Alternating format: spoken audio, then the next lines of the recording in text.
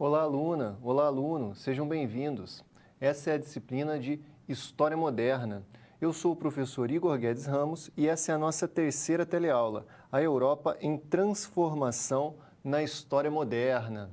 Essa nossa terceira teleaula é um momento de virada na disciplina, no conteúdo da disciplina. Por quê? Na primeira e na segunda teleaula, a gente estudou o processo de formação do que seria a Europa moderna, ou seja, os séculos XV, XVI e XVII. A partir da nossa terceira teleaula, a gente vai começar a estudar os processos de transformação para a fundação ou para fim da época moderna ou para a criação da época contemporânea, que é o período em que vivemos, certo? Então, agora a gente vai começar, a gente tem que rever os pontos fundamentais que, vamos dizer, caracterizam o auge da história moderna, tá? E começar a estudar os processos que vão deturpar, distorcer, revolucionar, essa é uma palavra-chave nesse momento, as práticas e os valores modernos para, então, no auge dos processos revolucionários, como a Revolução Industrial e a Revolução Francesa, encerrar o que a gente chama de época moderna e começar a época contemporânea. No quadro, eu trago para você alguns pontos fundamentais do que eu estou chamando de auge da modernidade. As características que nós estudamos nas aulas anteriores, né? Ou seja, o processo de formação dessas características foram estudados nas aulas anteriores e que marcam, assim, o ápice, digamos, da história moderna. A ideia de Estado absoluto, que significa o aparelho de Estado, as instituições que moldam a sociedade, que procuram moldar a sociedade, por exemplo, o poder judiciário, os magistrados da época, né? As leis, o aparelho fiscal, tá? O executivo, o aparelho executivo de criar obras, estradas, o aparelho fiscal não só de cobrar impostos, mas de fiscalizar a dinâmica, de verificar pesos e medidas. Tudo isso vai se concentrar na mão do rei e dos seus funcionários, na maior parte dos estados europeus. Isso a gente chama de Estado absoluto. Cada um vai ter uma característica diferente. Tá? Alguns vão ser mais absolutos, com mais concentração na mão dos reis, como, por exemplo, na França, outros menos, como vai acontecer na Inglaterra. A gente vai ver um pouquinho com mais detalhes ao longo dessa aula. Outro ponto característico que está no quadro desse auge seria a sociedade estamental. Na verdade, a criação do Estado moderno absoluto, para manter aquela sociedade estamental, para a nobreza e o clero continuar com os privilégios, tá? Que é uma sociedade já fundada no medievo, mas que vai ter continuidade no Estado moderno de uma forma diferente, tá? Como a gente viu nas aulas anteriores. O mercantilismo é a estrutura, são um conjunto de valores e práticas econômicas desse momento, né, que focam no quê? A ideia é que a riqueza para esses reis é acumular metais preciosos. E aí eles vão fazer protecionismo, eles vão explorar as colônias, vão fazer o industrialismo, forçar, controlar ali na minúcia a economia interna para garantir que todos os metais do mundo se concentrem dentro do seu estado. Isso seria a marca de riqueza desses reis. Então são os valores e práticas econômicas mercantilistas. O último ponto aí desse auge da modernidade que eu destaco no quadro é a questão do pensamento mágico e tradicionalista, né? Explicar o mundo a partir do sobrenatural, a partir das tradições já existentes. Isso aqui, vai começar a se romper gradativamente com o Renascimento, mas ao longo dessa aula a gente vai descobrir a verdadeira força motriz que vai romper com esse pensamento mágico e tradicional, que seria o quê? Esse ponto que a gente vai começar a discutir nessa aula, a crise da modernidade, principalmente com a questão da ciência e com a noção de revoluções, ou seja, é a ciência, é a revolução científica e as revoluções sociais que vão acontecer a partir do século XVII, os anos de 1600, né, que vão começar a declinar, a destruir o Estado absoluto, a sociedade estamental, o mercantilismo e esse pensamento mágico, esse pensamento baseado nas tradições, que apesar do Renascimento ainda é muito forte. Afinal de contas, o rei é rei, por quê? Porque ele é o representante de Deus na Terra. Pensamento extremamente tradicional. A ciência e as revoluções que começam a partir do século XVII vai mudar esse panorama e vai começar a romper com a modernidade. É o que veremos na aula de hoje.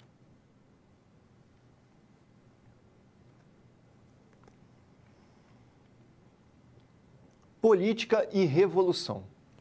Para entendermos o processo de transformação que leva à decadência e o fim da Idade Moderna, da época moderna na Europa, a gente tem que entender alguns conceitos básicos. Primeiro, o conceito de revolução. Tá? Eu trago no quadro algumas definições do que seria esse conceito de revolução, que ajuda a gente a entender um pouco o processo que se inicia no século XVII e atinge o seu auge no século XIX. Tá? O que seria essa noção de revolução? Tá? Aqui eu trago uma definição. Antes do século XIX, revolução, no geral, diz respeito a retorno à ordem. O que significa isso, professor? Como assim revolução e retorno à ordem? Nessa época, a palavra revolução já existia, mas o conceito de revolução é diferente do conceito de revolução que nós temos hoje. Uma metáfora fácil de entender o que seria a revolução na época, na maior parte da época moderna, para a maior parte das pessoas, é a noção astronômica de revolução. Você tem um corpo celeste, tá? No caso, até a Revolução Científica, antes da Revolução Científica, né? Eles consideravam que a Terra era o centro do universo, o geocentrismo, né? Isso começa a ser rompido no Renascimento, mas só vai ganhar força mesmo com a Revolução Científica do século XVII, XVIII. Tá? Então você tem lá o geocentrismo e os outros astros, né? O Sol, por exemplo, giraria em torno da Terra, daria uma volta e chegaria no mesmo ponto. Ou seja, ele saiu de um ponto, fez uma revolução e voltou para o mesmo ponto. Isso significa o quê? O conceito de revolução, a palavra revolução, remete a um conceito de retorno à ordem, tá? Antes do século, na maior parte do período moderno. Ou seja, as coisas vão lá, acontece algo diferente que transforma um pouco as coisas, mas a tendência das coisas é voltar ao seu ponto inicial, ao seu ponto natural, certo? Por isso que o tempo, nesse momento, muitas vezes, principalmente para quando a gente explica para o ensino médio, para o ensino fundamental, esse contexto, a gente diz que o tempo é cíclico. Ou seja, que as pessoas acreditavam que o tempo ia e acabava voltando, tá? As coisas aconteciam, mas elas voltariam sempre para o mesmo lugar. Agora, no quadro, a gente tem uma outra noção de revolução, tá? Que é depois do século XIX. Isso já começa lentamente, essa mudança do conceito de revolução, no século XVII, com as revoluções inglesas. A Revolução Científica também vai começar a mudar isso daí. A gente tem a Revolução Industrial e a Revolução Francesa, que rompe definitivamente com a antiga noção de revolução e funda essa outra aqui, ó. Transformação estrutural em um ou mais aspectos de uma determinada sociedade. A partir dali, né, então, nesse contexto de você ter a Revolução Inglesa, a Revolução Industrial, a Revolução Francesa, a Revolução Americana, você vai mudar o conceito. Agora, não é mais um movimento que sempre vai retornar para o mesmo lugar, não. A Revolução é uma ruptura, é um corte seco que inicia uma nova etapa, tá, da história humana. Né? Vai romper. Então, a humanidade ela estaria em progresso e a revolução seria os pontos marcantes de ruptura seca. Além dessa noção, vamos dizer, conceitual, que as pessoas usavam, que os cientistas, os historiadores utilizam, a gente também tem a dinâmica política em cima desse conceito de revolução, que eu aponto no quadro para você também. Tá? Que dinâmica política seria essa? Né? Os usos políticos. As três palavras, revolução, reforma ou golpe, elas são, de certa forma, elas são usadas, são utilizadas pelo discurso político. Tá? Revolução, em geral, marca um momento de ruptura para levar a um progresso, ou seja, é um conceito que tem uma carga positiva muito forte. Tá? Uma carga de, vamos dizer, de valores. Agora a gente está saindo de uma sociedade com valores... Temos uma sociedade com valores inferiores, há uma revolução, uma ruptura, e se cria uma sociedade melhor, com valores superiores, tá? Com um corte seco. Normalmente, ela tem uma certa substituição com o conceito de reforma, que também teria esse valor positivo de melhoria, de novos valores mais democráticos, digamos assim, porque sempre depende do critério que você está utilizando, né? Mas, de qualquer jeito, valores melhores, mas de forma mais paulatina, lenta, devagar, com reformas. E, finalmente, o golpe é a noção de uma ruptura seca, mas que leva a um passado, que é um retorno a valores ruins, tá? Normalmente, a gente atribui, por exemplo, à Revolução Francesa, um movimento positivo, né, de utilização das ideias iluministas. Por isso que a gente chama Revolução Francesa. A partir dali a gente tem a democracia, tem a sociedade de classes, que era melhor do que o Estado absoluto, que é melhor que o Estado absoluto, a falta de democracia, o mercantilismo, etc, etc. Tá? A sociedade estamental, agora a sociedade de classes. Então, é uma ruptura para melhor. Tá? Agora, esse evento aqui, por exemplo, né, que é o retrato da nossa proclamação da República, né, foi uma ruptura também. A gente pode chamar de uma revolução. Tá? E a Revolução Francesa também é uma revolução porque teria ido para valores melhores. Mas a proclamação da República, por exemplo, ela foi também, pode ser considerado por alguns, um golpe, porque você tinha leis, você tinha Constituição, tinha um sistema político operando e pela força se mudou esse sistema político. Para alguns foi para melhor, para outros não foi tão para melhor assim, tá? Vai depender dos critérios que você está utilizando. Então, o conceito de revolução, ele também entra numa dinâmica política, como a maioria dos conceitos. Tá? E aí a gente tem que entender a ideia de política também, que é o outro conceito fundamental para a gente discutir a Idade Moderna. No quadro, eu trago uma definição direta dele, ampla, da noção de política, né? Ou seja, uma definição lato sensu, bem aberta. Políticas são estratégias e práticas de governo dos outros e suas formas de legitimação. O que eu quero dizer com isso? A política são todos os valores, são todas as instituições que vão moldando a sociedade para a sociedade agir de uma determinada forma. Ou seja, os valores, instituições, formas de controlar a sociedade, os outros, o governo dos outros, né, para que haja de uma determinada forma. Certo? E também política pode ser chamado o discurso que legitima essa forma de controle. Por exemplo, num Estado moderno monárquico, o rei controla o aparelho de Estado para moldar a sociedade porque ele é o representante de Deus na Terra. No Estado democrático de direito atual, né, a gente respeita os governantes porque a gente votou neles, porque eles seguem uma Constituição que foi forjada pela democracia. Então, o processo de legitimação também é importante. Tá?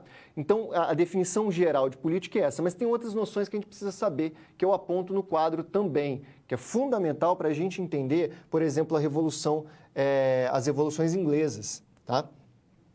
Aqui, primeiro, sempre estabelece uma relação de poder. O que quer dizer com isso? Sempre vai haver política, sempre vai haver instituições, tá, que vão moldar a sociedade, valores, para as pessoas agirem de uma determinada forma. Ou seja, sempre se cria uma relação de poder. Isso não quer dizer que é bom ou ruim, simplesmente é um fato, tá? A partir da perspectiva que a gente está usando de política. Outro ponto, normalmente a gente vê Estado e partido como os espaços clássicos de exercício político. Então, o Estado tem um aparelho que vai moldando a sociedade e os partidos lutam pelo controle desse aparelho, pela forma da democracia. Normalmente é assim que a gente vê a dinâmica política. Só que, para além disso, a gente pode pensar também o cotidiano como espaço político. Porque, afinal de contas, não é só a partir dos partidos políticos dominarem o Estado e a partir do aparelho de Estado moldar a sociedade. Não é só isso que funciona. Existem várias outras instituições que às vezes estão desligadas do Estado. A família, tá? A família, a religião, a cultura em geral, os amigos, os círculos, a comunidade em volta. Ali você aprende valores, você aprende comportamentos, né? Ou seja, você está sendo ensinado a se comportar, a agir de determinada forma em sociedade. Então, a política, na verdade, o governo dos outros, ele está espalhado por toda a sociedade. O tempo todo nós estamos aprendendo como viver em comunidade, como viver em sociedade, certo? Então, a política tem, sim, essa campo superior da alta política, do Estado, dos aparelhos de Estado, das lutas dos partidos, mas também tem questões cotidianas que são muito importantes, tanto para moldar a sociedade, como também para legitimar o poder político.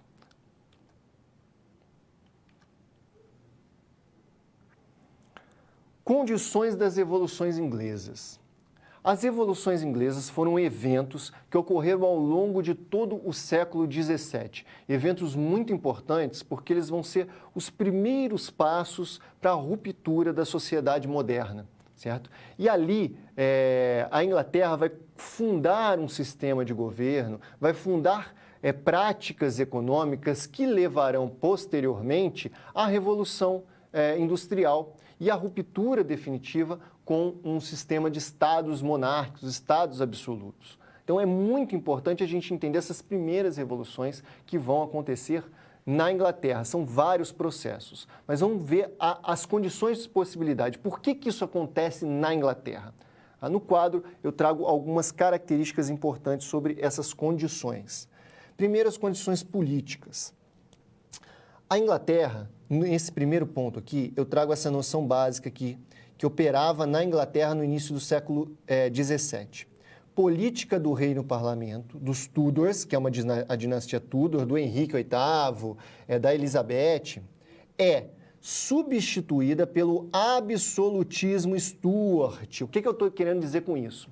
Na Inglaterra, desde a Magna Carta, tá, lá do século XIII, você tem alguns valores políticos que destoam do resto da Europa, que é o seguinte: a nobreza, ela impõe ao rei que ele não seja absoluto.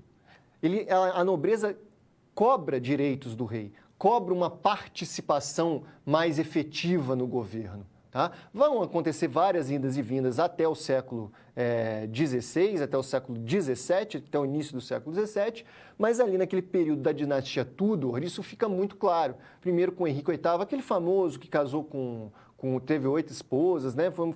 6 esposas, ficou muito famoso por causa disso, mas ele foi muito mais do que isso. Ele foi um rei que dialogou muito com o parlamento, dialogou muito com a nobreza e manteve a Inglaterra muito estável durante toda a sua dinastia. A sucessora dele, a Elizabeth, a grande rainha Elizabeth, também fez a mesma coisa. Aí mudou, ela morreu e não deixou filhos. O que aconteceu? Entrou a dinastia Stuart, que rompeu com esse diálogo. A dinastia Stuart acreditava muito na questão do direito divino, do rei ter poder absoluto. Isso vai gerar muito atrito. Outra característica desse momento que eu aponto no quadro é o poder político da gentry é ampliado pelos Tudors. Primeiro a gente tem que entender o que é gentry, né? Gentry é o gentleman, ou o gentil-homem. Esse aqui é um grupo social que vai crescer muito no período dos Tudors, tá? Que são aquelas pessoas que ganham um título de nobreza, mas da baixa nobreza. Eles são nobres, tipo um barão ou um cavalheiro, porque eles não trabalham diretamente, eles não pegam no pesado, tá? Mas eles também não são alta nobreza porque eles não têm grandes títulos, eles não recebem pensão, eles não cobram, eles não têm direito a certos impostos, tá? Eles não são a alta nobreza muito privilegiada. As rendas que eles têm é dos negócios dele, tá? Por exemplo, a terra dele que produz lã para vender, do comércio, tá? Ou seja, ele é também essa baixa burguesia, esse gentleman, é aquele que não pega no pesado, mas é uma espécie de burguês ali, é uma aristocracia, né? Uma nobreza aburguesada, que ganha os seus próprios dinheiros. E esse grupo social vai crescer muito nos Tudors, tá? Vai se tornar puritano, ou seja, os calvinistas ingleses, os puritanos, apoiados pela igreja anglicana do Tudors, tá, que vai ter uma tendência mais protestante nesse momento, mais protestante do que católica, e eles vão se infiltrar na política, virando juiz, pegando padroados, ou seja, autoridade espiritual de uma determinada região. Então, eles vão crescer demais no período Tudors. E os Stuarts vão vir cortar esses favorecimentos a Gentry, e eles vão ficar muito chateados com isso. Avançando no quadro, eu tenho uma imagem da Elizabeth que mostra muito bem como que a dinastia Tudor era encarada, né? Ela controlando o mundo aqui, olha, ela com a mãozinha sobre o globo. O grande evento do reinado dela, que foi a queda da grande armada espanhola que tentou invadir a Inglaterra e se deu mal, afundou tudo. A partir desse momento aqui, a Inglaterra ela vai dominar os mares, tá? E os Tudors vão ganhar mais poder ainda, e a burguesia, essa gentry inglesa vai crescer demais em poder, porque vai começar a controlar o comércio daquela região. Avançando mais um ponto no quadro, eu trago a dinâmica econômica desse período. Então, como eu já destaquei, a gentry ela controla a parte capitalista da economia inglesa, tá? Ou seja, os processos, a produção agrícola para a venda, o comércio, o artesanato, boa parte desse gentil homem, né, ele vai ter esse controle comercial. A alta nobreza vai manter os seus privilégios feudais, muitas terras, conservos, recebendo pensões direto do rei ou recebendo outros favores, outras taxas. A plebe ela vai ser muito expropriada nesse momento, ela vai passar por muitas dificuldades, tá? Porque ela vai ser expropriada dos seus direitos tradicionais. Um exemplo dessa expropriação é essa imagem atual que eu trago para vocês aqui, mas que já caracteriza o processo de cercamento ou enclosement, tá? Que é o que isso aqui? Isso aqui, na verdade, é uma cerca viva que foi utilizada para cercar uma terra. Tá? Isso aconteceu em vários períodos da história inglesa, a partir do século XIII. Nesse momento, antes da dinastia Tudor, vai crescer muito isso, que é o cercamento das terras, impedir que os camponeses utilizem as florestas e as terras que antes eles usavam para morar. Para que isso? Porque você impede e ali você cria ovelha para vender lã, você planta algodão para vender o algodão, certo? Então, é o processo de transformação da economia inglesa numa economia de mercado, de uma economia feudal para mercado. E isso vai fazer com que os plebeus sofram demais, principalmente os camponeses, nesse processo. Certo? Além de serem explorados pela alta nobreza, eles começam a entrar nessa dinâmica capitalista, acabam sendo explorados por dois lados, sem direito nenhum, perdendo a maioria dos seus direitos. Um último elemento importante que eu destaco para você é a ruptura enorme que vai acontecer nessa sociedade por causa de todas essas questões. Tá? São as condições socioculturais, a formação de diversos grupos por causa das disputas religiosas e a formação de uma diversidade muito grande de grupos. Você vai ter os monarquistas católicos, os puritanos, que são principalmente a gentry, né, o gentleman, levers, diggers, anabatistas, entre muitos outros grupos da própria plebe, que vão usar referências religiosas para contestar o poder, principalmente da dinastia Stuart, que chega tentando impor o seu domínio completo sobre aquela sociedade, impor o direito divino sobre toda essa sociedade. Então vai haver uma ruptura muito grande no início do século XVII na Inglaterra, a formação de vários grupos com visões de mundo, com perspectivas de mundo muito distintas. Isso vai ser um caldeirão para o processo revolucionário que vai se iniciar na Inglaterra nesse século XVII.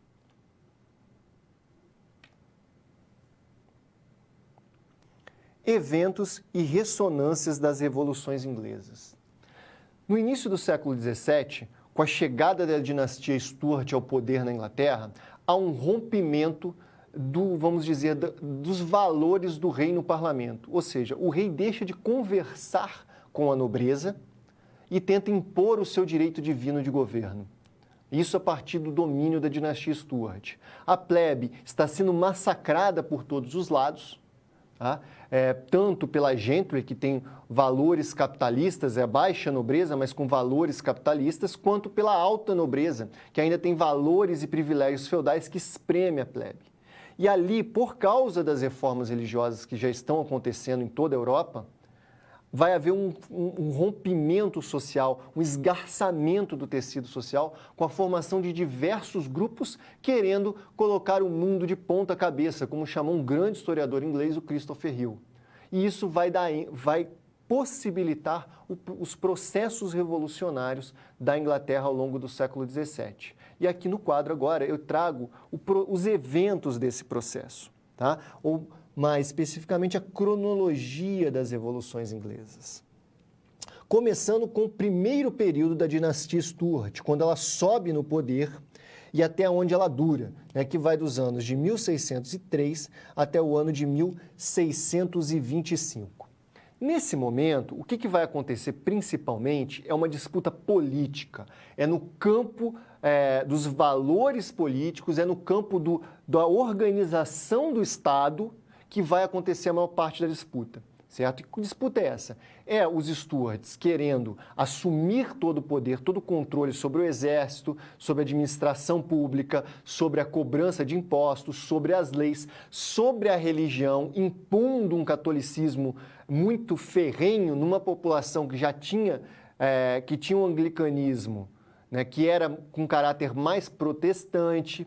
Então, eles querem controlar toda a sociedade a partir da noção de direito divino. E aí a nobreza, a alta e a baixa nobreza, principalmente, vão fazer de tudo para controlar o rei nesse momento, né? De forma política. Por exemplo, criando o Bill of Rights, ou seja, o rei não pode criar um exército, não pode aumentar os impostos, tá? Sem consultar a nobreza, sem consultar o parlamento. Isso tudo vai gerar muitos conflitos políticos, até que em determinado momento isso se rompe e vai para as vias de fato, vai para a guerra, que é o segundo momento que eu trago no quadro para você, né? Que é a Guerra Civil Inglesa, que vai de 1641 até 1649. Então aqui é uma guerra civil, então extremamente violenta, com diversos grupos lutando para tentar tomar o poder, até que em 49 sobe ao poder o famoso Oliver Cromwell, um puritano, tá? Ou seja, um membro daquela gentleman, tá? Do gentil homem. Tá? Ele sobe ao poder na Inglaterra e cria uma república e logo em seguida um protetorado, que vai durar, esse governo vai durar até 1659. Protetorado é só um jeito simples de chamar, um eufemismo para a ditadura, tá? Porque foi uma ditadura, começou com uma república, mas acabou virando uma grande ditadura. O Oliver Cromwell criou leis, ele sozinho praticamente, leis que foram importantes para o desenvolvimento capitalista da Inglaterra, por exemplo, com os atos de navegação, que garantiram que todo o comércio marítimo inglês fosse feito apenas por ingleses, mantendo a balança comercial super favorável para a Inglaterra. Mas também ele impôs os valores religiosos dele para aquela sociedade e acabou com a nobreza, né? Porque era uma república.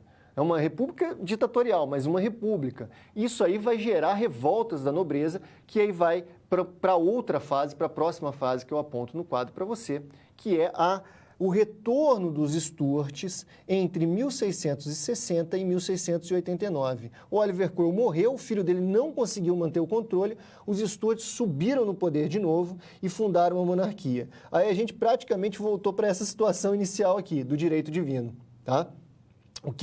Qual que vai ser a solução final disso daqui, para acabar de vez com essa tentativa da monarquia ter um poder absoluto na Inglaterra, assim como estava acontecendo na França, por exemplo. Vai acontecer a Revolução Gloriosa de 1688, que põe fim definitivo a essas tentativas da monarquia, do rei realmente mandar sozinho, ele e os seus funcionários, controlarem todo o aparelho de Estado. O que vai ser essa Revolução Gloriosa? A nobreza e a e a baixa nobreza, a alta nobreza, a burguesia, vai fundar um sistema muito semelhante ao que a gente conhece hoje na Inglaterra, né? Que o rei não pode fazer nada, nesse momento é o rei que governa, mas ele não pode fazer nada sem pedir autorização para o parlamento. Ele não pode mudar lei, ele não pode cobrar imposto, ele não pode montar exército permanente, ele tem que pedir autorização para o parlamento, que nesse momento já é dividido em duas câmaras. A Câmara dos Lordes, com a alta nobreza, e a Câmara dos Comuns, ocupada principalmente pela gente e pela burguesia. Tá? Então, assim a gente consegue ver o processo revolucionário. Uma característica que eu trago que é muito importante para esse processo revolucionário, que está no quadro, é a questão da religião, a política cotidiana. Todas essas transformações só foram possíveis na Inglaterra, todas essas revoluções, porque a política cotidiana, as crenças das pessoas foram muito alteradas pelas reformas religiosas. E aqui eu trago uma frase de John Selden, que era um pensador da época, membro da nobreza, que fala um pouco sobre essa característica das revoluções inglesas. Olha aqui. Se os homens dissessem que pegaram em armas por qualquer coisa que não fosse a religião, poderiam ser dissuadidos de seu intento pela razão. O problema é que, nesse momento na Inglaterra, aconteceu isso aqui, ó. Mas, da religião, não há como dissuadi-los, porque não acreditarão numa palavra só do que vos lhes disserdes. Ou seja, a própria noção, os próprios valores religiosos que foram fomentados na Inglaterra nesse momento, impulsionaram as pessoas a lutarem pelos direitos, tá? E romperem com a ideia de direito divino do rei. Avançando mais um ponto aqui, a gente tem as ressonâncias gerais, ou seja, como que a Inglaterra ficou depois dessa revolução. Uma monarquia parlamentar, governo comandado pela gente e pela alta nobreza, por meio do parlamento, Câmara dos Comuns e Câmara dos Lordes.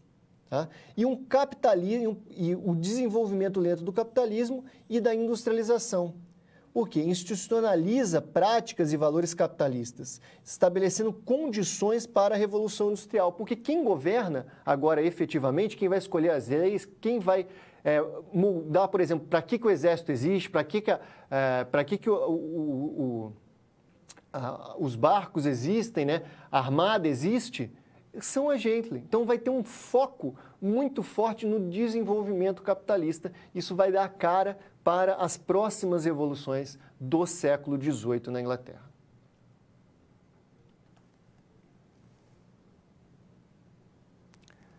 Política e cultura. A nossa situação-problema tenta discutir um pouco mais sobre a questão da relação entre política e cultura, antigamente, mas também pode ser utilizada para as épocas atuais, essa relação. No quadro, eu trago para você a situação-problema. Existe alguma relação entre aspectos culturais e aspectos políticos nos processos de transformação das sociedades? Vamos dar uma olhada nessa imagem aqui, nessa espécie de folder, panfleto da Revolução, da época da Revolução Inglesa. Olha aqui a data dele, ó, 27 de julho de 1644. Tá? O que você está vendo nessa imagem aqui? Vamos ver aqui. Ó. Primeiro, um soldado. Ele está atirando num cachorro que aparentemente está morrendo. E aqui uma figura bizarra, né? Figura bastante bizarra, parece um bruxo, uma mistura de uma espécie de demônio também, com esse rosto aqui, com essa orelha comprida que parece aqui. Né? Então, alguma coisa bizarra com um manto negro. O que isso aqui significa? Esse panfleto está contando uma espécie de piada sobre um evento que aconteceu próximo a essa data, né, em julho de 1644, que foi um soldado rebelde, tá, matar o cachorro do príncipe Rupert. Tá? Mas para matar esse cachorro do príncipe Rupert, na verdade, esse soldado, o folder está dizendo que ele tinha poderes de necromancer, ou seja, daquele mago que controla forças malignas, controlam demônios. Por que isso? Porque o cachorro era endemoniado, segundo os rebeldes, os revolucionários, tá, que estavam lutando contra a monarquia. Perceba que esse tipo de narrativa, esse tipo de discussão, destrói a monarquia. Como assim, professor? Como essa discussão boba destrói a monarquia? O príncipe, o rei, a nobreza, ela deixa de ser divina, ela deixa de ser os representantes de Deus na Terra. Porque, afinal de contas, na verdade, eles são os demônios que fazem o mal para aquela sociedade inglesa. Percebe? Então, esse panfleto é só um sintoma de uma revolução religiosa e cultural que estava acontecendo na Inglaterra, que deu base, que deu condições para a efetiva revolução, né, para a tomada do poder pelo Oliver Cromwell, por exemplo, e depois as várias reviravoltas que deixaram a Inglaterra com uma característica muito próxima da nossa sociedade atual, ou melhor, da sociedade inglesa atual, né? Com o rei hoje não manda em absolutamente nada, quem manda mesmo é o parlamento e o primeiro-ministro governa, eleito pelo parlamento. Mas, então, para terminar a nossa situação-problema, no quadro, a solução dela. O panfleto é um sintoma da realeza perdendo a majestade. O direito divino, né? Eles não têm direito divino nenhum mais. Está sendo dissolvido, está sendo criticado pelos próprios valores religiosos que estão crescendo nessa sociedade, os novos valores. Deste modo, as transformações culturais influenciaram profundamente as transformações políticas. Elas vão ajudar, assim como antes o rei podia ser rei, porque os valores culturais indicavam essa posição, né? Falava que ele tinha que governar, porque se a gente seguir ele, a gente vai para o paraíso depois e tudo mais. Agora não, esse rei foi totalmente dissolvido, essa majestade da nobreza está sendo gradativamente dissolvida. Na verdade, ele seria um representante do mal na Terra. E aí precisa mudar todo o sistema político. Certo? Então essa é a nossa situação-problema. Interação. Pergunta rápida. Política formal, aquela que o partido faz, que a gente tem nas eleições, ou informal, aquela cotidiana, qual é mais importante? E aí, o que você pensa sobre isso? A política feita pelas eleições, pelo parlamento, a política formal, efetivamente, as disputas partidárias, né, que controla, para ver quem controla mais o aparelho de Estado. Isso é importante? Ou a política cotidiana? Os valores diários, as justificativas para votar em um determinado personagem ou votar em outro, né? Os controles, os valores e as práticas aprendidas na família, nas igrejas, nas escolas, na comunidade que a gente vive, porque isso também molda o nosso comportamento. O que será mais importante? Pensa um pouco sobre isso, eu já volto.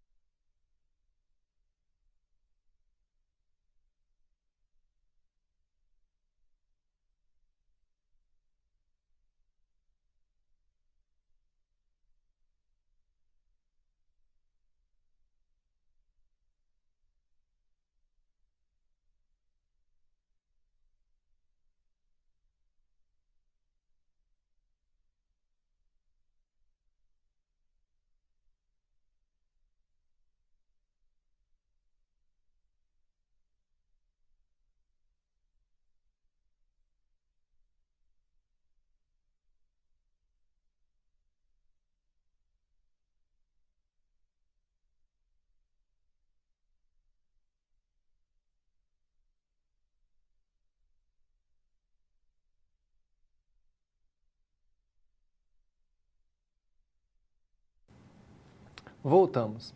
E aí, pensou? O que você acha que é mais importante? Aquela política formal, ou seja, aquelas disputas parlamentares, aquelas disputas partidárias, muitas vezes em que a população em geral só tem contato via eleições? Isso atualmente, né? Porque antigamente nem isso tinha. Ou os valores e as práticas aprendidas diariamente, que de certa forma também conduzem a sociedade. Ora, o que em geral os historiadores consideram atualmente é que é uma mistura de ambos. As duas coisas são importantes. O aparelho de Estado tem um poder muito grande de controle e de moldar os valores da sociedade. Só que a própria sociedade cria formas de se comportar. Tem instituições que não são controladas, que podem, desde a escola, da religião, da família, das pequenas, da comunidade em volta, ou até mesmo o seu médico, ele te diz formas de se comportar, ele te ensina coisas para fazer. Então, o conjunto das instituições da sociedade, que nem sempre vêm de cima do aparelho do Estado, molda também essa sociedade. Então, é preciso entender e estudar as duas dinâmicas. A Revolução Inglesa é muito importante para isso, para entender isso, porque foi as instituições comunitárias que começaram a formar um espírito revolucionário, tá? Que acabou rompendo com a política formal inglesa.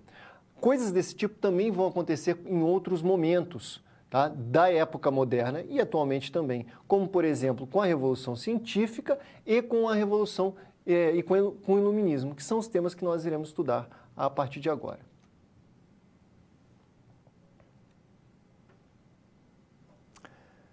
Revolução Científica. Certamente você já deve ter escutado esse nome, né? Revolução Científica, que começou a ocorrer de certa forma, no século XVII, principalmente, século XVIII. E, de certa forma, também ocorre até os dias de hoje, porque a ciência não é uma instituição, uma prática, um método que é estagnado, que é parado. Tá? Ele está sempre o quê? Revolucionando, ele está sempre fazendo a crítica de si mesmo e se transformando. Para a gente estudar e entender o que foi a Revolução Científica que se inicia no século XVII, a gente tem que entender uma das definições dela, que é o que eu trago no quadro para você.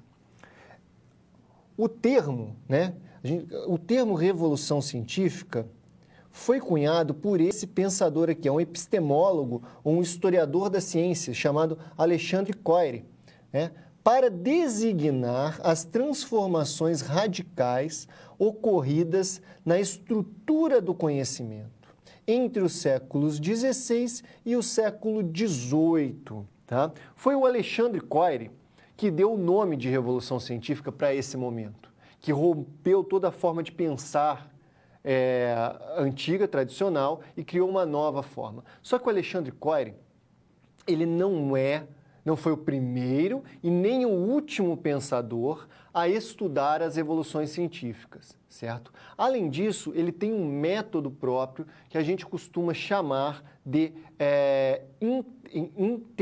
internalismo historicista, ou seja, ele estuda o conhecimento científico internamente. Ele mostra as transformações do conhecimento científico a partir do próprio conhecimento científico.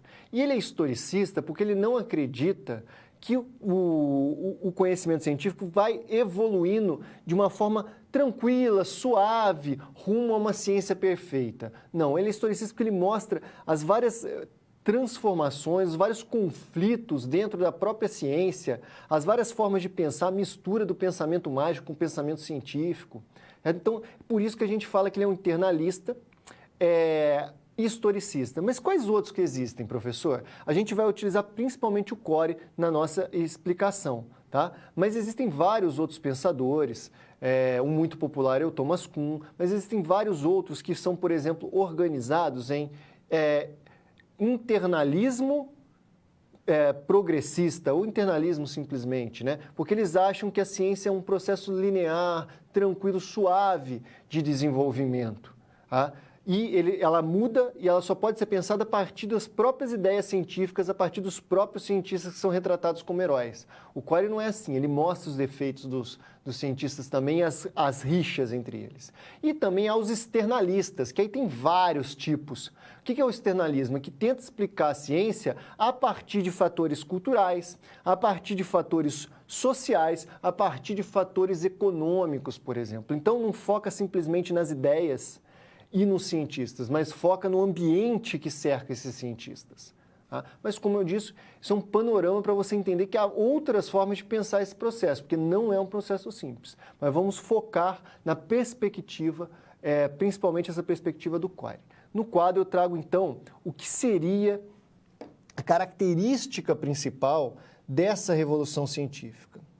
Foi a substituição da tradição e da autoridade por postulados racionais e observação empírica.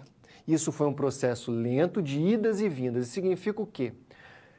A autoridade, antigamente, antes da Revolução Científica, antes do Renascimento e tudo mais, a autoridade era muito forte. Quem que era a autoridade? Era o clero, era o estudioso, era a nobreza, era o grupo, aqueles 3% da sociedade, até menos 1% da sociedade que tinha títulos, que tinha uma posição social dentro daquela sociedade estamental.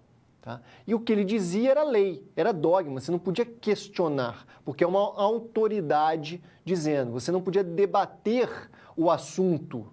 O que importava era quem estava dizendo. Se era autoridade, então não se discute, né? Quando o Papa fala, todo mundo fica quieto. Mas tinha umas frases desse tipo na época. E a tradição, essa autoridade era baseada na tradição, ou seja, nos textos antigos, que eram repetidos o tempo todo. Então não havia transformação. E aí, a partir da Revolução Industrial, o conhecimento já não vai ser mais baseado na autoridade e na tradição. Vai ser baseado no racionalismo, que está muito ligado à matematização, à busca de uma ordem de funcionamento do mundo, uma lógica de funcionamento do mundo, e no teste empírico, em verificar certas coisas. Ou seja, agora não importa mais quem fala, importa você demonstrar e ter uma ordem na sua explicação. Certo? Então, essa é a característica principal dessa transformação. Avançando no quadro, a gente tem alguns pensadores desse momento, os racionalistas, ou seja, aqueles que focam, entendem o pensamento racional humano como algo capaz de desvendar a ordem que existe no mundo, porque o pensamento humano já tem uma ordem sistemática, já tem uma lógica que simplesmente reflete a ordem do mundo. Tá? A gente tem o René Descartes, essa figurinha aqui, simpática, né? Com o método da dúvida sistemática, tá? Com o pensamento ordenado e com a matésis. Qual que é a ideia básica, então, do René Descartes? É que o mundo tem uma ordem, efetivamente, e a mente humana, ela reflete perfeitamente essa ordem. Repare, então a gente só precisa exercitar essa racionalidade internamente, usando principalmente as ferramentas da matemática, para explicar o funcionamento do mundo. Tá? E ele acreditava que era possível, a partir dessas ferramentas, principalmente da matemática geométrica, criar uma disciplina, que é a matésis, que explica todo o funcionamento de tudo no mundo. Tá? Ele é um racionalista porque ele não se preocupa muito com testes empíricos, ele nem acredita muito nisso. Ele acha que o raciocínio humano já é o suficiente para explicar a ordem do mundo. Seguindo, a gente tem o Nicolau Copérnico, que cria efetivamente, como eu mostro no quadro, uma noção fundamental, duas noções fundamentais a partir do racionalismo, a partir de cálculos matemáticos, que é o quê? A ideia de heliocentrismo, o Sol no centro do universo e o universo finito. Olha o Copérnico aqui.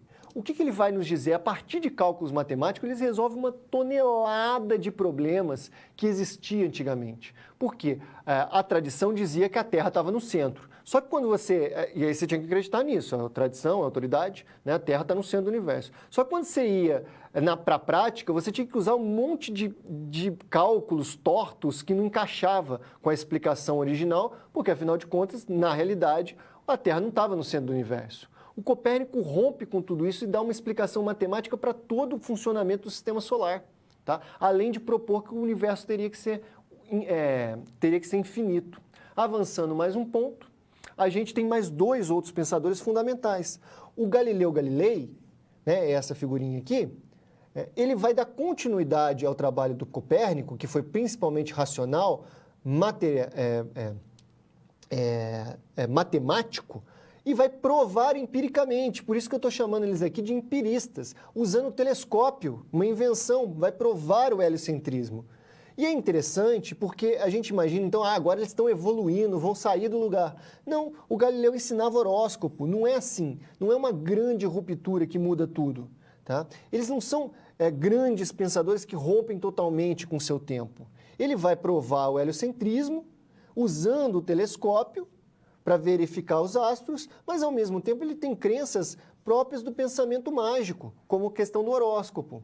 O Isaac Newton, outro grande pensador com as 3 leis de Newton, que basicamente discute a dinâmica, o movimento dos corpos e vai dar origem à gravitação, né, fundamental até hoje as leis dele, a gente aprende na física, a gravitação, apesar dela já ter sido reformada por outros grandes físicos como o Einstein, né, mas na prática as leis dele ainda funcionam para moldar um monte de cenários. E ao mesmo tempo ele acreditava na alquimia. Ele tentava achar a pedra fundamental que poderia produzir outras substâncias. Qual que é a ideia aqui, então, que eu tento demonstrar para vocês? Há a revolução científica, mas ela não é um simples progresso linear em que o homem vai desvendando os mistérios da natureza. Não, ela é um debate muito forte. Os empiristas, por exemplo, criticaram severamente o Descartes porque ele não considerava os testes empíricos para chegar no fim das conclusões, porque ele era um racionalista. Então, há avanços e retrocessos, há disputas o tempo todo nesse processo de desenvolvimento da ciência que legou, felizmente, um método bastante forte para a gente agir no mundo e pensar o mundo atualmente. Iluminismo. Se o que a gente chama de revolução científica foca principalmente, digamos, na técnica, em como produzir um conhecimento para moldar a natureza do mundo, ou melhor, para moldar a natureza em si, né, as questões físicas, químicas, astrofísicas, né, o iluminismo, digamos que ele vai ser um pensamento científico, mas mais preocupado com a sociedade, com a política, com a ética. E ele vai começar a avançar no século XVII e vai chegar no seu auge no século XVIII. Ele vai ser fundamental para dar base para todas as revoluções do século XVIII que vão romper com a modernidade. Mas o iluminismo, ele nasce no interior da sociedade moderna. Ele está completamente amarrado à sociedade estamental, à dinâmica interna da própria modernidade, ao mesmo tempo que vai dar o estopim para o rompimento dessa modernidade. Vamos ver isso com calma no quadro. Aqui eu tenho a definição e as características do iluminismo. Tá? Movimento cultural do século XVII e XVIII fez parte da Revolução Científica. Ele pode ser incluído, né? Mas com uma perspectiva mais, digamos, preocupada com as questões humanas, não só com as questões técnicas da natureza.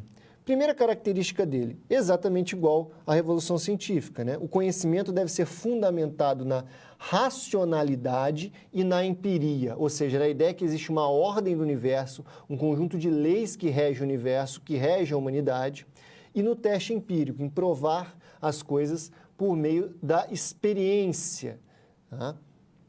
Da experiência vivida, da experiência no experimento propriamente dito também, tá? De laboratório, etc. Eles não são ateus, como muitos parecem demonstrar, como algumas discussões apontam.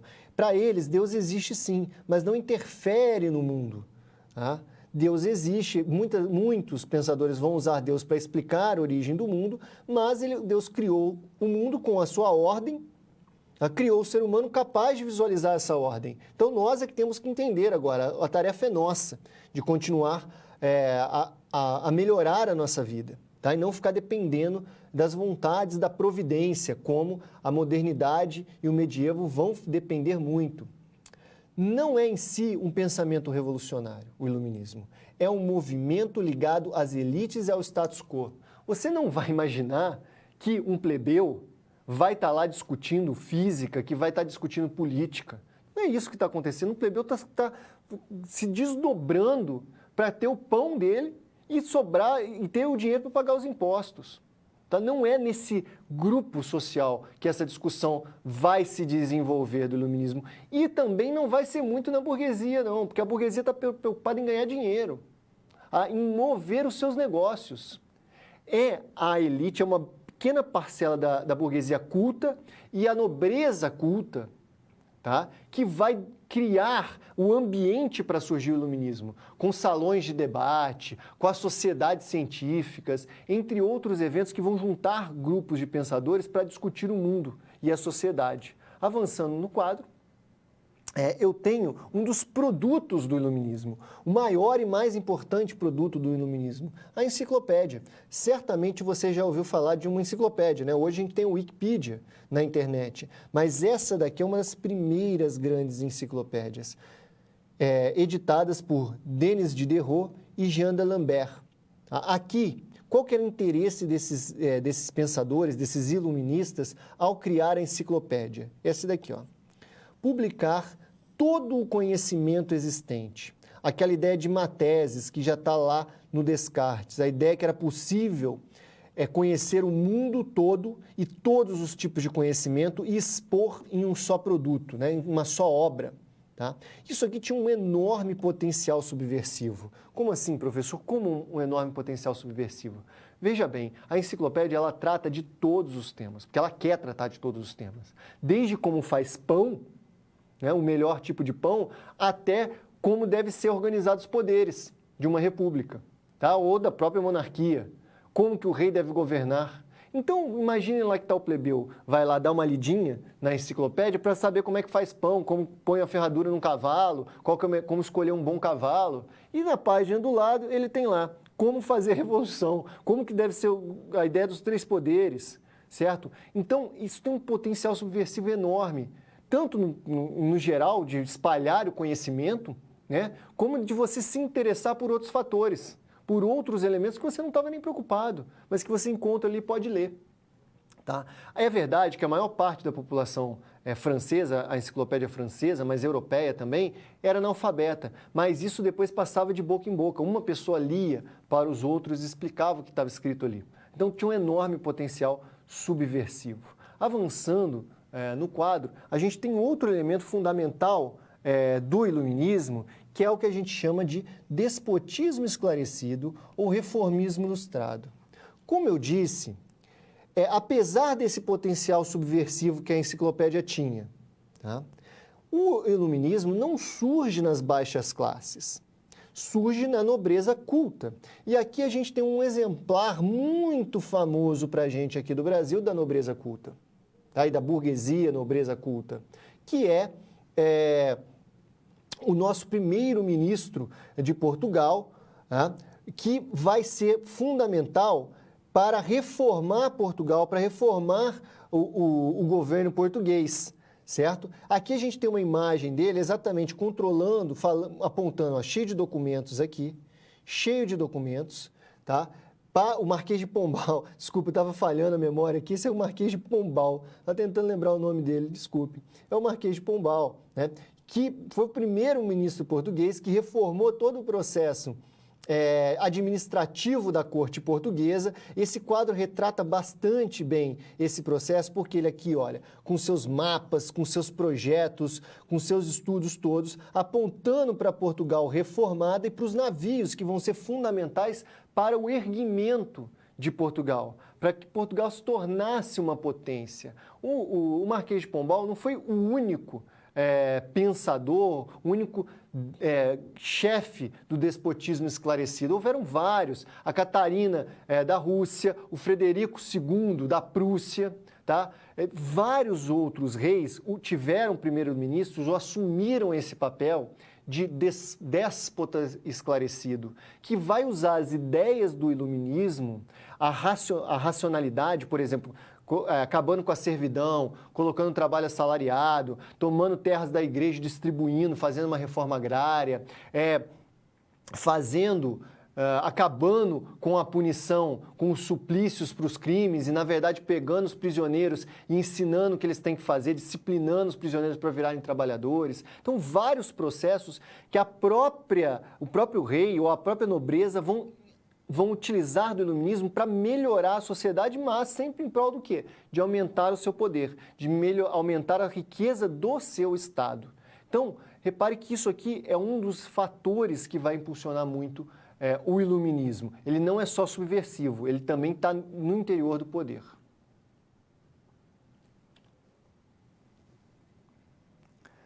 Pensadores iluministas. Você já entendeu que o iluminismo ele nasce no seio da sociedade, da nobreza, da alta sociedade moderna, né? Na nobreza e na burguesia cultas. Ele vai ser usado pelos governos para melhorar os governos em prol dos próprios reis e da própria nobreza, mas ele vai ter potencial subversivo também. Por que ele vai ter esse potencial subversivo? No quadro eu trago alguns pensadores que podem demonstrar para você como que o iluminismo gradativamente vai romper com a sociedade europeia. No auge do iluminismo, a gente vai ter o Immanuel Kant, esse cidadão aqui. Ele vai discutir política internacional, ele vai discutir o conhecimento, mas o principal fator que eu destaco nesse momento é a questão da ética racional. Tá? O Kant vai ser, do jeito popular de dizer, o Kant vai ser o primeiro a dizer aquilo que a sua vovó já falou para você. Não faça com os outros o que você não quer que faça com você. É um imperativo categórico. Ele diz, olha, como que nós, seres humanos, devemos nos comportar? Como que nós sabemos se o que nós fazemos, isso é o estudo da ética, né? Que nós fazemos é bom, tá? Você tem que pensar, se todo mundo fizer o que eu quero fazer, o mundo vai ficar melhor? Se eu jogo papel no chão, aí eu penso, todo mundo jogando papel no chão, o mundo vai ficar melhor? Tá? Então, a partir desse princípio, é um princípio de condução, vai ser bastante revolucionário para a época, vai recolocar a ética no seio da sociedade, para explicar o melhor comportamento humano. E a gente tem outros discutindo a política, por exemplo, o Montesquieu, que eu trago no quadro, bastante famoso também, né? Essa outra figura aqui, ele vai ser talvez o primeiro cientista político, ele vai pensar a política, a dinâmica da política a partir da racionalidade, explicar quais são as características da república, da monarquia, qual que pode ser melhor, vai depender da sociedade que você está falando, mas a principal contribuição dele é a divisão dos três poderes, a ideia de criar um poder judiciário, legislativo e executivo. Não necessariamente isso aqui acaba com a monarquia, tá? Mas por isso que não é totalmente subversivo. Mas a ideia de separar o poder é, sim, diluir o poder do rei, tá? E garantir que nenhum grupo social seja capaz de impor a sua vontade sem debater com os outros grupos sociais. Por isso é fundamental essa ideia de três poderes que foi implementada na Revolução Americana e hoje é padrão para qualquer democracia do mundo, né? Avançando aqui, a gente tem os fundadores do liberalismo, que também são iluministas. Por um lado, eu destaco o John Locke, esse cidadão aqui com seu liberalismo político, principalmente. O Locke, ele discute economia também, tá? Mas o foco, pelo menos eu acredito nisso, o foco principal da discussão do Locke é a questão da organização do Estado. Ele vai dizer o seguinte, olha, os nossos governantes, eles não são impostos por Deus ou impostos como Hobbes queria para manter a sociedade em paz. Não. Os nossos governantes, eles assinam um contrato social com a sociedade. A função desses governantes deve ser garantir a liberdade, a justiça e a propriedade, principalmente. Tá? O que é essa propriedade para o Locke? É muito importante pensar isso também. A propriedade para o Locke, garantir, o Estado deve garantir a vida das pessoas, ou seja, impedir que um ataque o outro, tá? A liberdade, garantir que as pessoas ajam até o limite do direito do outro, e garantir a propriedade. A propriedade para o Locke é tudo aquilo que é produzido pelo meu trabalho. Tá? O Locke está muito preocupado em conter o poder do rei. Tá? E por isso também ele vai dizer, olha, todo o governante que não garantir esses direitos básicos, naturais, ele poderá ser retirado do governo pela sociedade. Porque a grande preocupação é evitar que o Estado massacre a sociedade, tá? Que atinja, que ataque a sociedade. Tá? Outra figurinha que eu trago do liberalismo para você no quadro é o famoso Adam Smith. O Adam Smith, ele aqui, ó, com esses cabelinhos esquisitos aqui, que eram muito populares na época dele, né? E ele vai principalmente desenvolver a questão do liberalismo econômico contra o mercantilismo. O mercantilismo defendia, por exemplo, que a riqueza de um Estado é a quantidade de metal que esse Estado guarda. O Adam Smith vai falar, não, isso é uma bobagem. É a quantidade de trabalho que esse Estado produz. É a capacidade desse Estado produzir coisas. Isso é a riqueza. Tá? E aí ele vai dizer, e essa produção vai ser melhor se a gente deixar a concorrência operar. Se as pessoas disputem para vender produtos melhores e mais baratos, que elas vão, na disputa, na concorrência, elas vão produzir produtos cada vez melhores e mais baratos, certo? Por isso que ele fala, olha, acaba com esse negócio de mercantilismo, nada de intervenção do rei que estava mexendo em tudo, nada de achar que a riqueza é baseada nos metais preciosos, não, a riqueza é baseada na capacidade produtiva, e essa capacidade produtiva vai aumentar enquanto houver concorrência, se não houver controle monopolístico por parte do rei ou por parte de qualquer grupo da burguesia, de qualquer grupo empresarial. Tá? Precisa ter concorrência, senão monopólios. São algumas ideias de alguns iluministas que têm um potencial subversivo enorme, que vai influenciar fortemente as revoluções do século XVIII.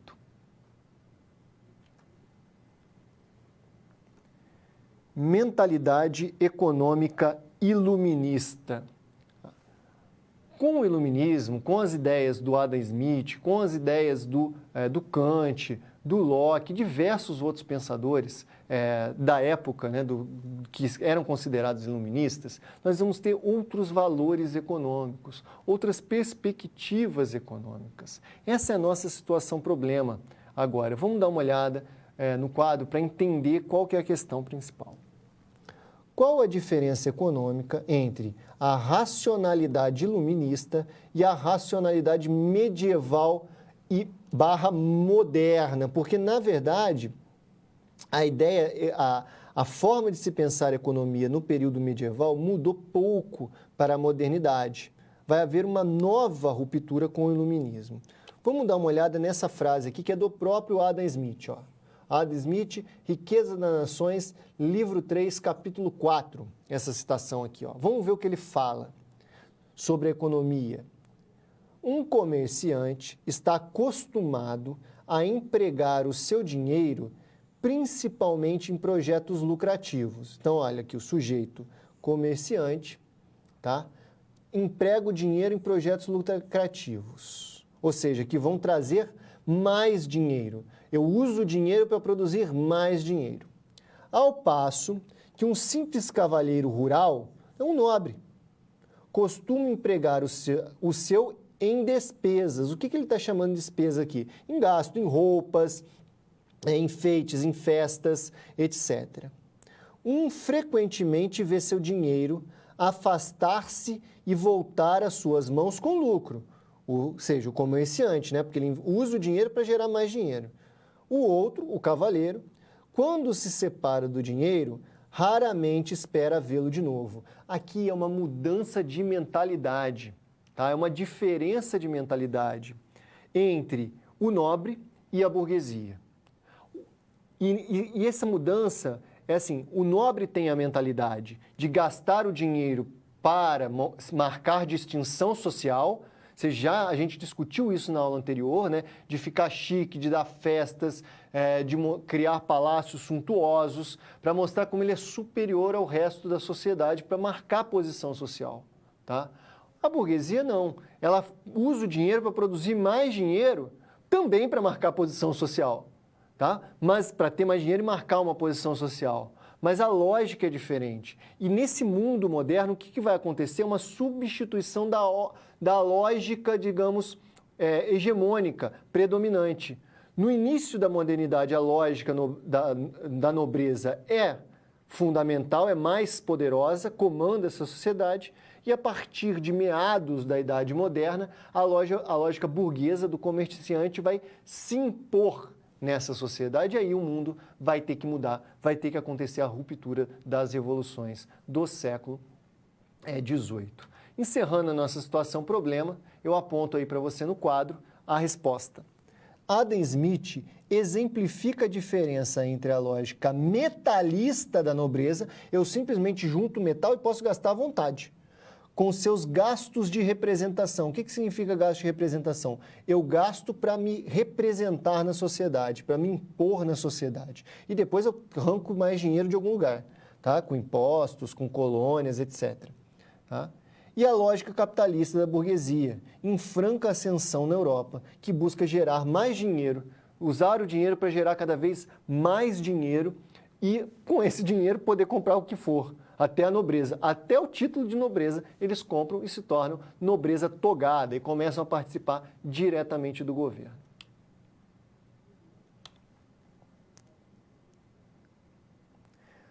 Nossa interação. Questão rápida. Você conhece outra transformação mental ou prática introduzida pelo iluminismo? Algum outro valor que o iluminismo criou nessa sociedade e que depois vai ajudar a criar a sociedade contemporânea, a atualidade? Pensa um pouquinho e eu já volto com a resposta.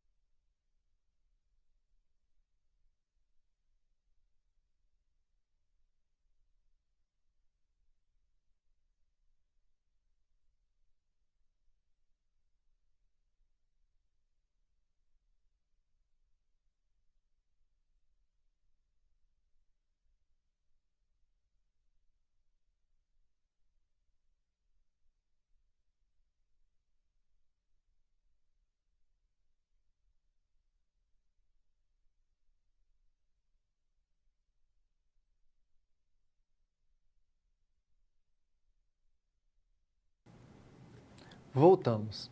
E aí, pensou?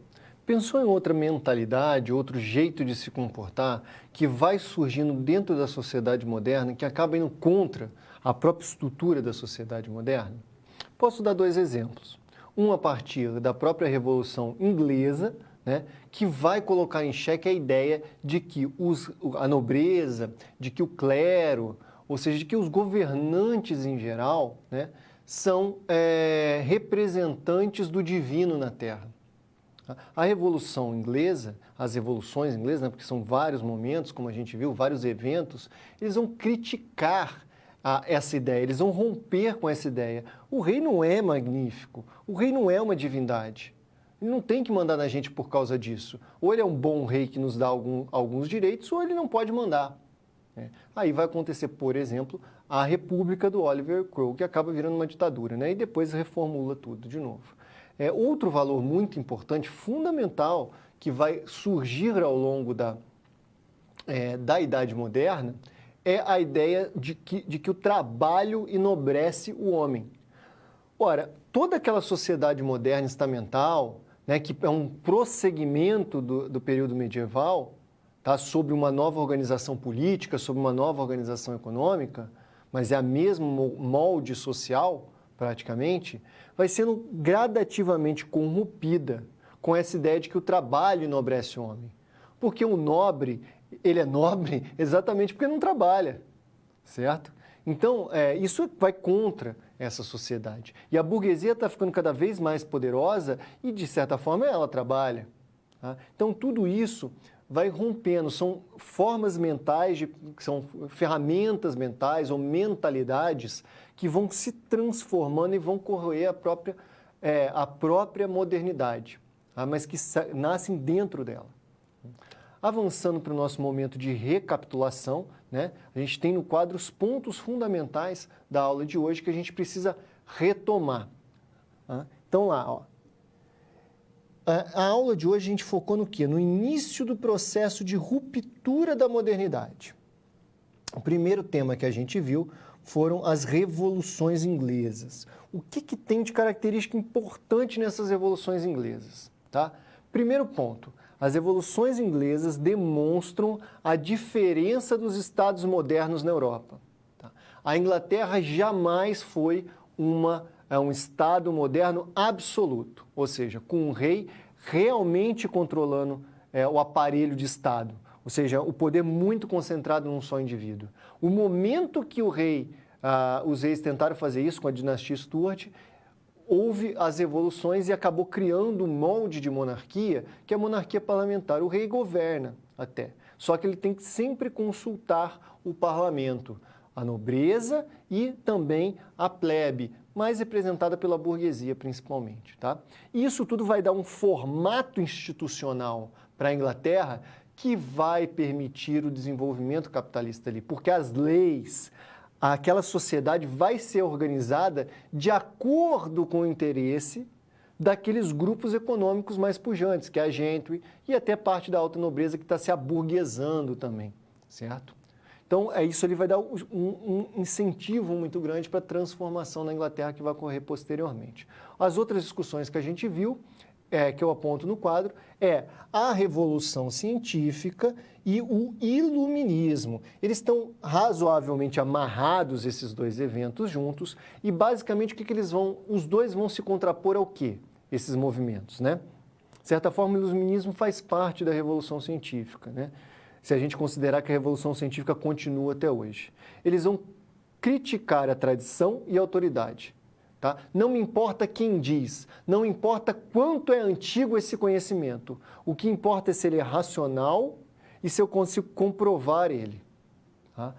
A Revolução Científica, digamos, em geral, a gente aponta ela para aqueles elementos mais focados na natureza, em explicar a natureza, o movimento dos astros, como o vento funciona, a chuva, os elementos naturais, né? A física e a química. O iluminismo está preocupado com essas questões também, mas ele está muito preocupado com a dinâmica da ordem social, com a ética, com a política, com a economia. Como pensar a humanidade, né, a partir também de uma perspectiva racional, de melhorar o funcionamento dessa sociedade, a partir de uma perspectiva empírica, de testar para ver se isso realmente é melhor para essa sociedade. E não de seguir tradições, e não obedecer à autoridade do clero e da nobreza, por exemplo. Então, Então esse é um panorama geral das nossas discussões da aula de hoje, que fundam a segunda etapa, digamos assim, da Idade Moderna, que é o momento em que ela vai começar a se romper. Tá? E assim a gente encerra a nossa aula de hoje. Muito obrigado e até breve.